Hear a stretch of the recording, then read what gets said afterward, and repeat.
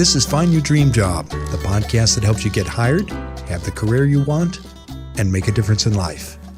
I'm Mac Pritchard, your host and publisher of Mac's List. I'm joined by my co-hosts, Ben Forstack, our managing director, and Jenna Forstrom, our community manager. This week, we're talking about how to craft a killer elevator pitch. Our show is brought to you by Land Your Dream Job Anywhere, the new book for Mac's List. It's coming on February 1st. Land Your Dream Job Anywhere shows you how to find meaningful, well-paying work wherever you live. For more information, visit maxlist.org/anywhere.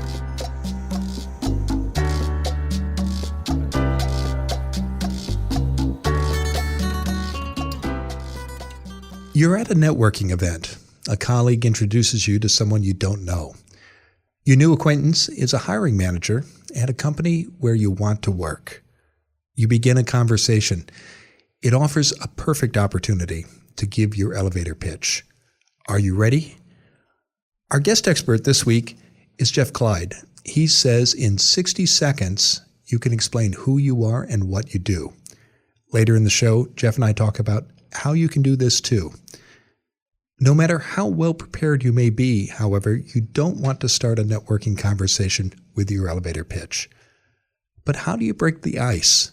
Ben Forstack has found a website with 30 ways to start a conversation. He'll share the list with us in a few minutes. What if you're ready to change careers? What red flags will employers look for when reviewing your resume? That's the question of the week. It comes from Jacob Arnold in Portland, Oregon. Jenna Forstrom offers her advice later in the show.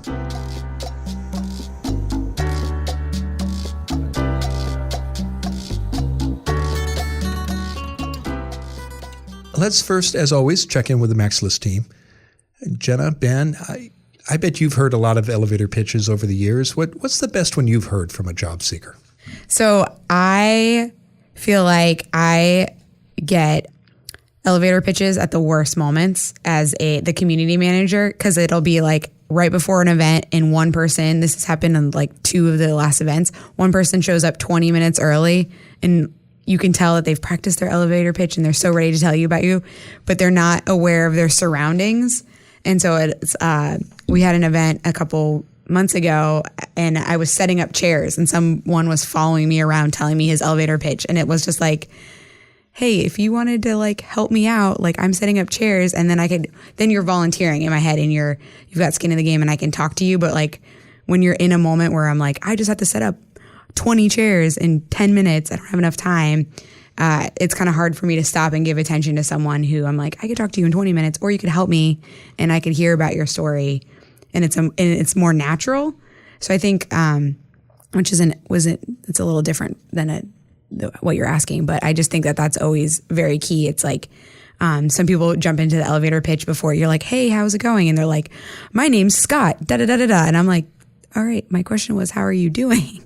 Which is great that you have an elevator pitch, but, yeah, that's my feedback. Ben, how about you? Well, I've got an unconventional one that I actually don't suggest people emulate, but I tried it once with medium success. I saw this on someone's resume. It was at the very top. It said, I will clean toilets. And on his resume or her resume? On their resume. And the point they were trying to make was that they were really open to anything and that they were willing to get their hands dirty and do kind of what it takes to get the job. Now, the reason I thought this worked particularly well was because the job they were applying for was in outdoor education, which is a very dirty, demanding job in which everyone's kind of doing everything, including cleaning toilets sometimes.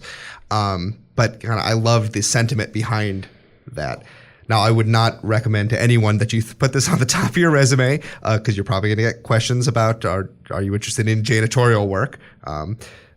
But also, I think outside of a very narrow context, it sends the wrong message, right? That I'm willing to do anything. And most people don't want to do anything. They want to do something very specific with their working lives. And so I think the best elevator pitches are the ones that are focused around very specific interests and skills and needs. Okay, Ben, so I have to ask for the benefit of our listeners who I know are wondering, because you said you use this pitch yourself with medium success. What's the story behind that? So I was living in Spain, and I made the decision to move back to the United States. and I was looking for a job remotely from the other side of the world. And at the time, I didn't have a whole lot of sense of how to do a job search right. So one of the things I did was went on to Craigslist and used their looking for jobs feature. And that was the headline I used. I will clean toilets. And I got a lot of interesting responses from people. Several people wrote me and said, like, if you're really interested in doing anything, like, have you thought about being a line chef? Or would you be interested in working in this kind of organization? And I didn't take up or even really pursue any of those because it wasn't what I wanted to do. And I realized pretty quickly that this kind of throw it all on the wall and see what sticks approach didn't work for me. And I had to be much more targeted about saying what I wanted to be doing. We'll talk more with Jeff about this later in the show, but I know one of the points he'll make is what you just said about the importance of focus. And Jenna, I think you're sharing some valuable lessons there about just being in the moment, and you want to coming early to an event, as you described, actually offers an opportunity to build a relationship with someone in a different way. Yeah, I actually have a good elevator pitch. Well, I thought of one now that we were talking about it more. Sean Ogle, who has been on this podcast, on his website, which his whole business is about teaching people how to work from anywhere in the world. It says, I'm doing things that you daydream about doing. And I think that's a good way of elevator pitching, a location independent thing, because most people are in a cubicle daydreaming about going to Hawaii. And he's like, hey, I'm working in Hawaii like for 4 hours a week and then I'm traveling. So that is a good one. And the one I want to share is from our new administrative assistant, Jessica Black. If you go to her LinkedIn page, you'll see her headline is I stream chaos so others can shine. Yeah, I was the first person to see Jessica's application when it came through, and that immediately caught my attention and made me want to read more about her. That's fantastic, that line. Yeah, it's a good one. Well, we'll talk more about the elements of an elevator pitch and how people can build their own and how to use it and when. But first, let's turn to you, Ben, because every week you're out there poking around the nooks and crannies of the internet, and you're looking for websites, books, tools, and other useful resources that our listeners can use in their job search and careers. So what have you uncovered for us this week? So this week I want to talk about a cool blog post I found on themuse.com called 30 Brilliant Networking Conversation Starters. So as Jenna pointed out earlier, sometimes it's difficult to just kickstart that conversation with someone at a networking event. And I too have seen people who just go directly into their elevator pitch. And it's like, whoa, I didn't even know we were talking, and now you're pitching me on your professional skills and abilities. And while I totally respect folks for going through the work of developing that elevator pitch and certainly having the confidence to come up and talk about it, that's not how conversations start generally. And so this is a blog post that has 30 different suggestions for how you can kickstart a conversation, particularly if you're someone who's nervous at networking events. And outside of Mac Pritchard and a handful of other folks, that's most people. Well, and let the record show that in my early 20s and teens, I was terrified of networking events. And it's like any skill, with practice, you can get good at it. Now I actually enjoy going to networking events. And it's very evident when we go to events together how much you enjoy that. So there are 30 different starters there and some prompts you can use. I just pulled out 3 of my favorites. So I'm going to try these out, Jenna and Mac, and you tell me if they would work. Okay, here's the first one. I'll be honest. The only person I know here is the bartender, and I just met him 2 minutes ago. Do you mind if I introduce myself? I love this one. I think as the includer of the group, I think it's a great way just to kind of make fun of yourself and be friendly. And everyone loves to know the bartender, so that kind of sets you up to be well established too. Like, oh, my friend Kleid. Let me introduce you to him. And the other thing I love about this question is that it acknowledges that you're kind of a little nervous too. And I think people appreciate that vulnerability. Yeah, I think the social butterflies at networking events, they can almost be intimidating sometimes because they seem so much at ease. And if you're feeling nervous, it feels like there's this giant barrier between you. Here's the second one.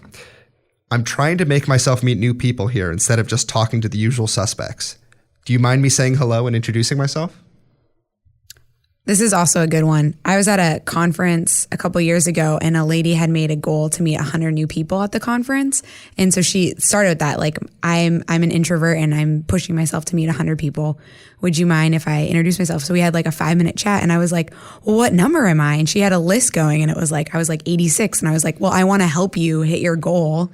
So, and then again, as the includer, I was like, come meet my friend, Sarah. And so it was kind of like this pass off to other people. So it's like you're like part of the team that way. I like that question. It's a good question too. And as a political strategist, when I hear usual suspects, I think, oh, there's an insider crowd. I want to know who these people are. Yeah, that's a good point. And the likelihood that someone's going to say no to this is like 0. So like you can't lose with that question. Here's the third one. And this one is predicated on the idea that there's certain types of food being served at this event. Here it is. I can't stop eating these meatballs. Have you tried them? Jenna, go ahead, Jenna. I'll let you take this one.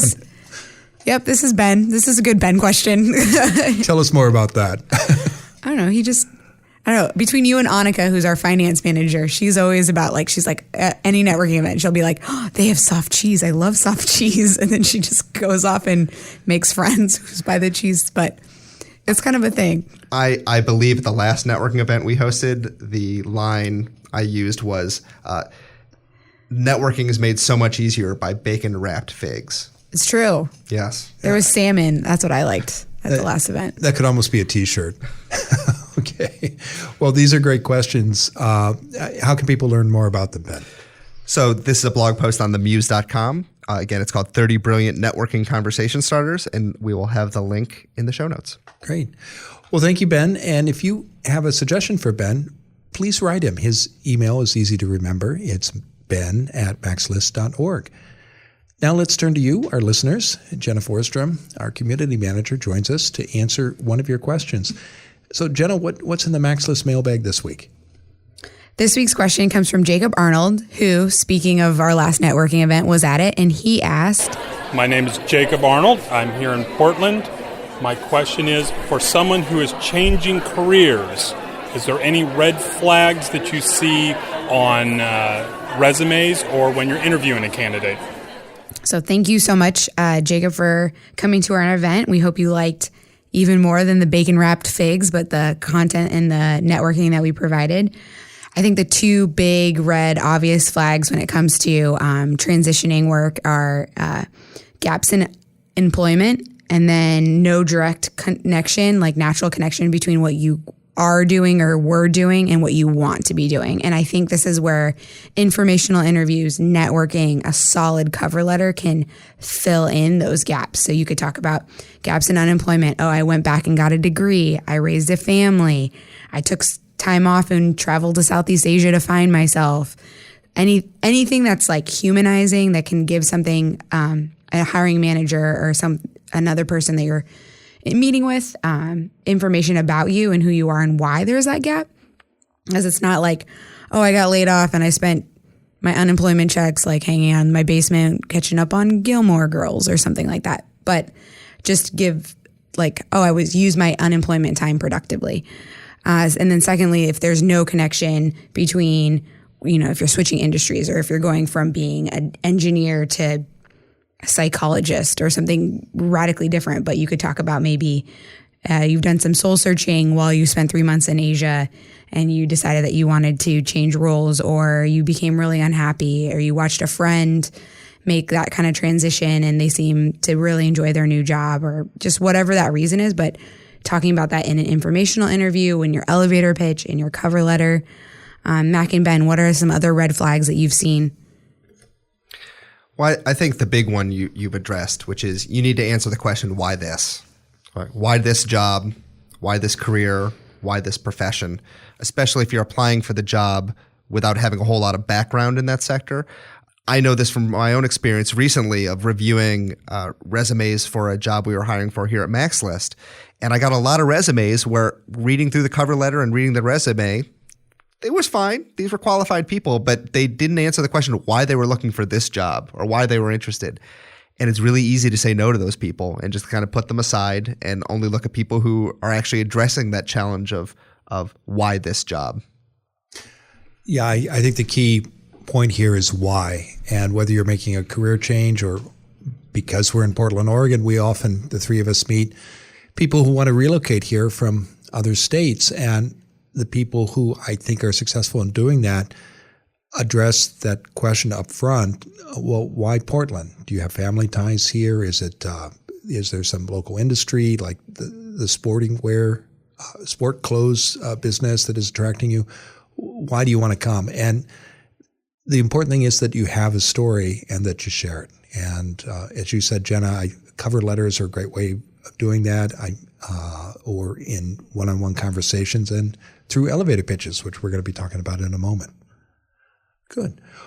Well, thank you both. And thank you, Jacob, for the question.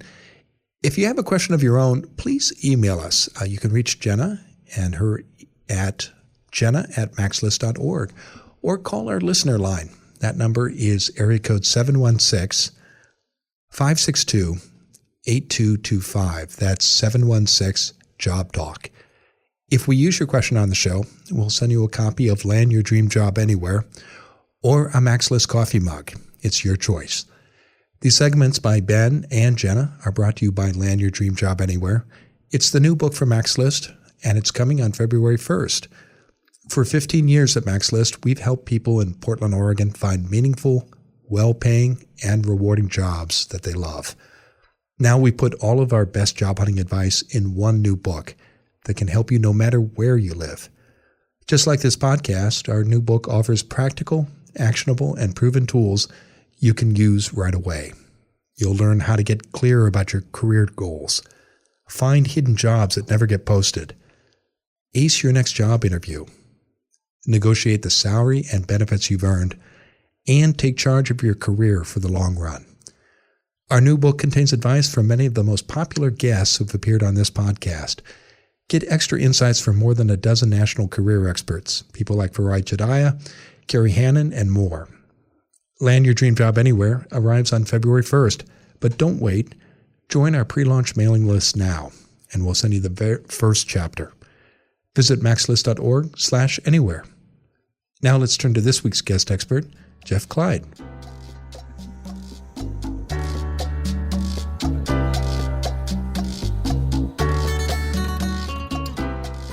Jeff Kleid is a motivational speaker who delivers workshops and online training classes that teach businesses how to engage, connect, and grow. He's also the author of the book, Networking with the Cards You Are Dealt. Jeff joins us today from Newport, California. Jeff, thanks for being on the show. Thank you for having me. I appreciate it, Mac. Yeah. Thank you. It's a pleasure to have you. Now, Jeff, we're talking about elevator pitches and how you can craft a killer elevator pitch. Let's start with some of the basics. Why is it important for a job seeker to have an elevator pitch?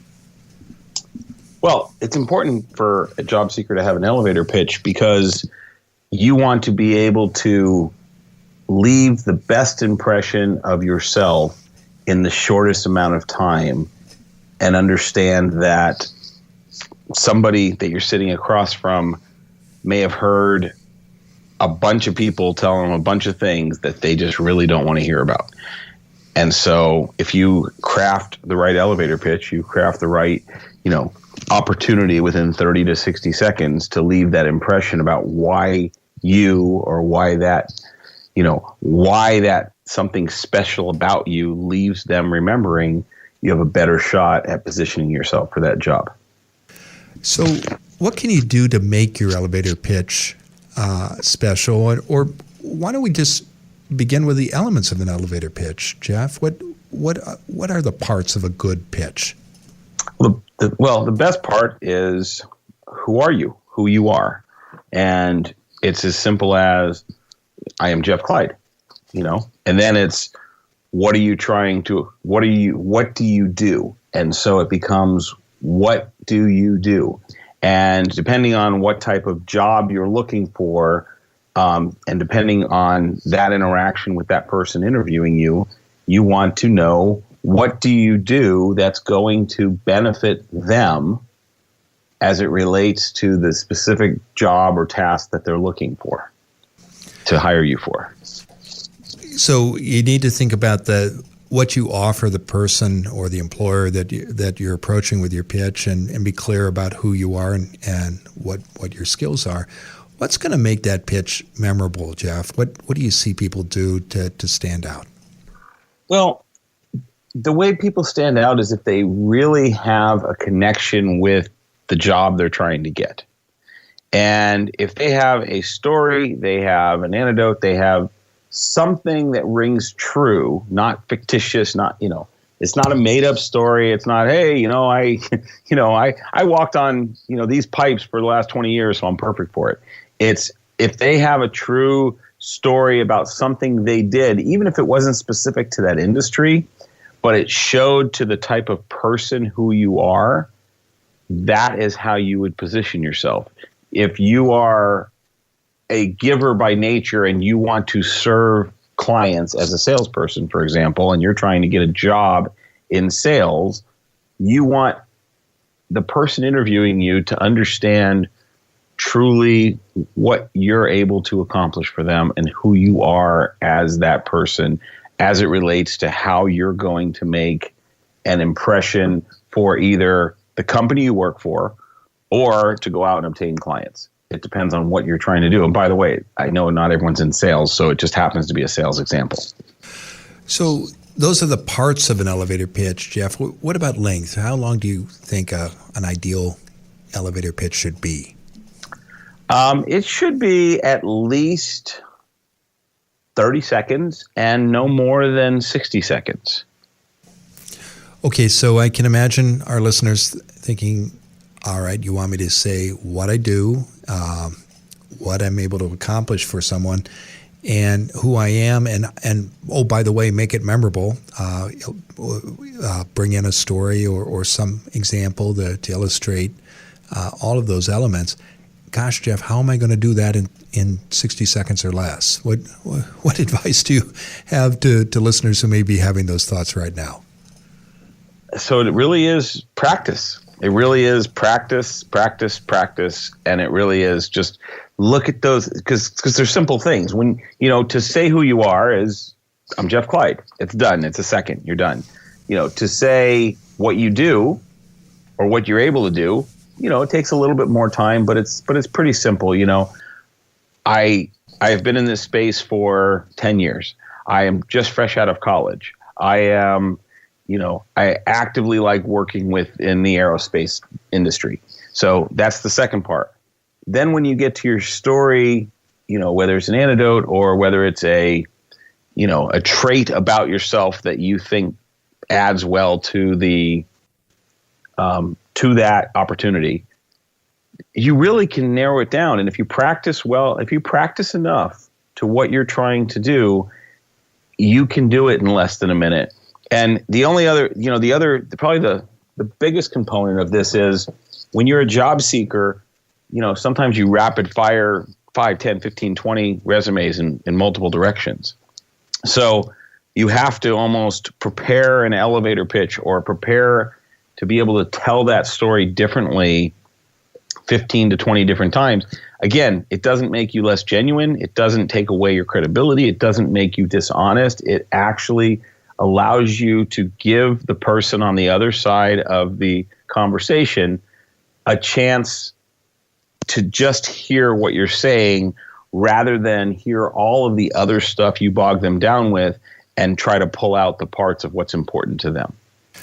What are some effective ways to practice? Jeff, do you recommend people stand in front of a mirror? Should they work with colleagues or family or friends? And how much practice should people expect to put into developing an elevator pitch? So I would do all of the above. So I would absolutely practice in front of a mirror. I would absolutely practice with other people. Where I would probably put more concern is I would try to find somebody who's objective that's not a friend, but someone who you can have their ear to just practice your elevator pitch with, to just practice your ability to get a job. And I know that's more difficult when, you may not have a robust network or set of relationships, but you can find a lot of directions, even if it's, if you're at the college level and it's a college, and you're leaving college, there's a lot of resources at the college. If it's a job resource group, which there's plenty of, recruiting firms that have actually job resource services and things like that. So, kind of like online bulletin boards, you can bounce it off of someone like that. And you can, before you tell them what you were doing, you actually, as you say, hey, can I do this? You don't tell them what you're trying to accomplish. You tell them what that 30 to 60 seconds looks like. And then depending on what that, what their response is, you'll know if you did it right. And then you can ask them for feedback and questions. That's how you can do it. Great. Now, you mentioned a moment ago about the value of constructing different pitches for different audiences. What are some questions that job seekers might ask themselves when they set out to build those different elevator pitches for different employers? They might ask themselves what they are trying to accomplish in getting the job. What are the hot buttons that excite them when they're looking for a job? Are they trying to get a career?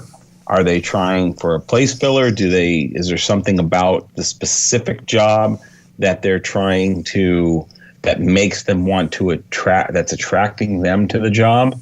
So it's really, why am I getting the job is one big question. Why do I want this job? Why am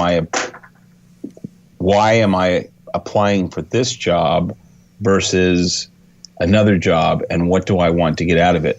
And quite frankly, it could be as simple as, I'm going to rapid fire 15 to 20, different resumes out, like I said, and I just got to figure it out.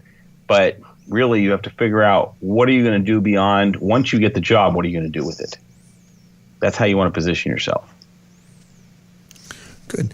And let's also talk about authenticity. Jeff, why is that important in making an elevator pitch?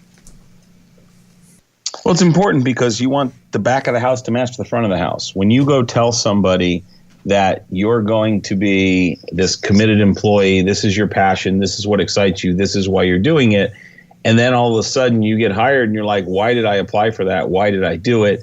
Why do I want to be there? You need to really wear your transparency in the beginning so that if and when you do get that job, you got it because everything about what you said was really why you want to be there. And, to take it a step further, if you only want the job because you need a job, I've had people tell me, I saw this thing and I wanted to apply for a job.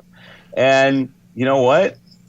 That's a pretty great answer because it's truthful. And it doesn't mean they're not going to get the job. It just means that someone's going to weigh that versus the next person who comes in with a different passion. But if they say, that's a great answer, that's an honest answer, and you know what do you think about it now that I've told you about the job? And then you get the feedback from the person interviewing, and you realize, wow, they're going to do a great job at this, even though they only came here because they saw a sign on the door. Like, that's pretty cool. Well, good. That is pretty cool. So tell us what's next for you, Jeff. What is next for Jeff? I actually do a lot of stuff. I'm a consultant. I have a consulting practice.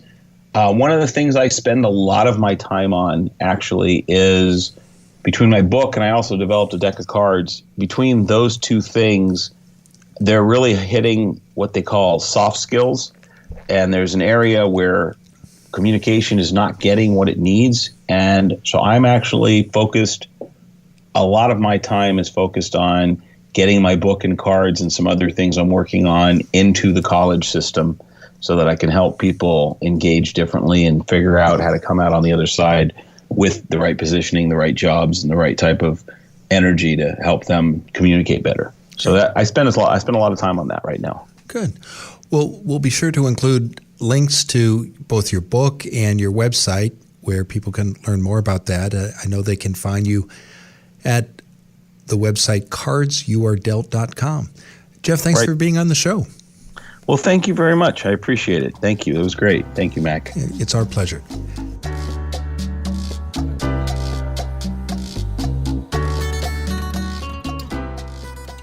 We're back in the Max List studio with Jenna and Ben.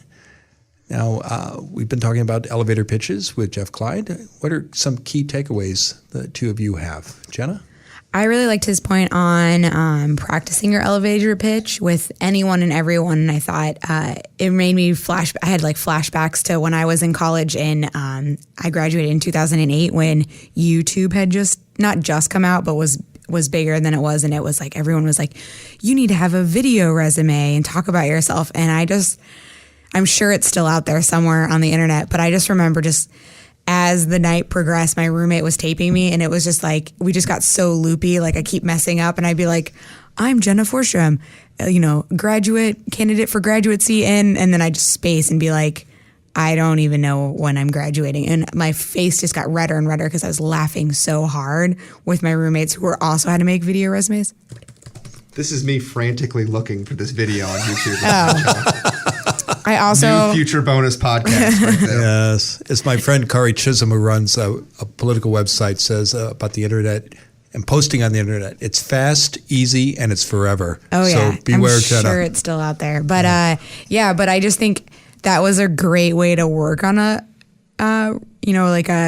elevator pitch, because it was with people who were my age that were dealing with the same things, that were in the same program as me, but also like people I lived with and loved, and they loved me. So they were really encouraging, because we were all in this like freak out mode of, we're graduating, we're going to be adults, and we don't have jobs. So they could talk about like all the great things like you're like just spacing on, but just help you perfect your elevator pitch while laughing hysterically. So I definitely suggest people practice their elevator pitch with their, spouses or with their roommates or with their friends.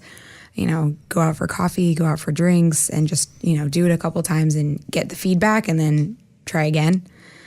But yeah, I don't know. Ben, what are your thoughts?